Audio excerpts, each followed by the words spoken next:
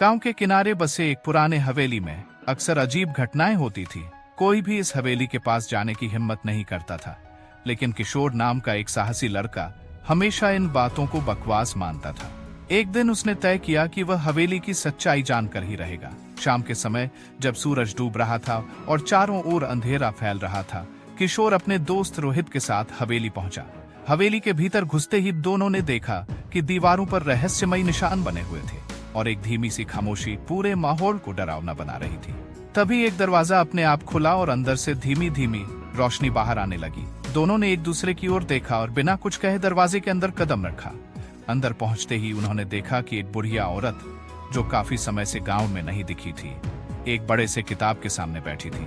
उस किताब के पन्ने अपने आप पलट रहे थे, जैसे उसमें कुछ छुपा हो। तभी बुढ़िया ने दोनों को देखा और मुस्कुराई। काफी साहसी हो तुम लोग, लेकिन यहाँ जो देखोगे वो तुम्हें हमेशा के लिए बदल देगा। अगले ही पल हवेली के चारों ओर जोरदार चीखें गूंजने लगी।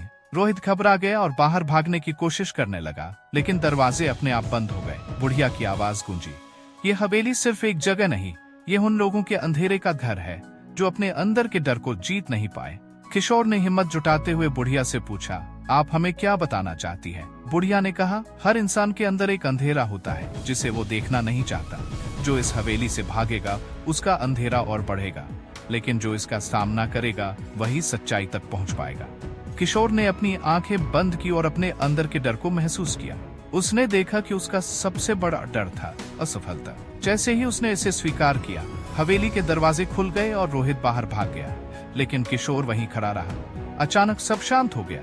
बुढ़िया ने मुस्कुराते हुए कहा, तुमने अपने डर का सामना किया, अब तुम्हें यहाँ से जाने की अनुमति है।